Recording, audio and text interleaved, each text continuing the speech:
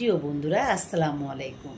কেমন আছেন আপনারা সবাই? আশা করছি সবাই ভালো আছেন। বন্ধুরা, আমি হ্যাপি। আজ আবারও চলে আসলাম আপনাদের মাঝে ছোট্ট একটা ভিডিও নিয়ে। বন্ধুরা, আজ একটি কথা বলতে চাই, সেটা হচ্ছে আপনারা সবাই জানেন যে আমাদের মধ্যে আবারও করোনা চলে এসেছে।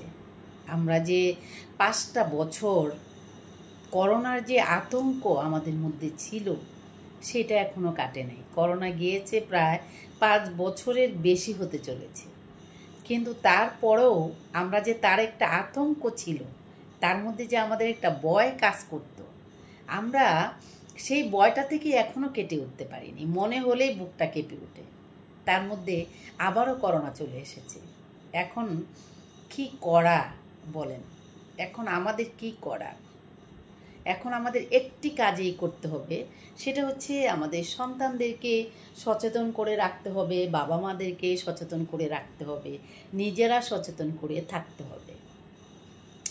বাইরের থেকে এসে আমরা বাহিরের জামা কাপড়গুলো ওয়াশরুমে রাখবো, তারপরে হাত ভালো করে ধুতো করে ধুইব, আর সবচেয়ে বড় কথা হচ্ছে আমরা প্রতিদিন ডেটল দিয়ে গোসল করব।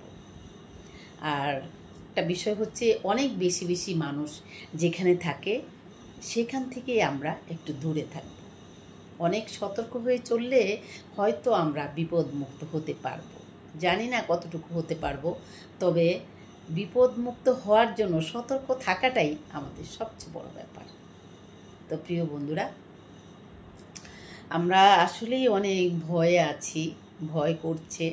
কারণ দেখেছি, আমরা নিজের চোখে দেখেছি যে বাবা মা মারা গেছে, অথচ সন্তান তার বাবার জানাজাতে আসছে না।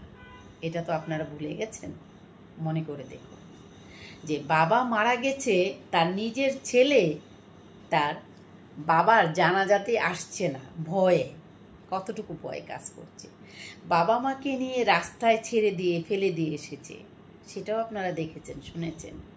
এখন আবার করোনা আমাদের মধ্যে চলে এসেছে। তাহলে আমরা সবাই এখন আতঙ্কে আছি, ভয়ে আছি। এখন সবচেয়ে বড় কথা হচ্ছে, মহান আল্লাহর উপরে আমাদের সবার ভরসা করতে হবে, আর আমাদের নিজেদের সতর্ক হয়ে থাকতে হবে।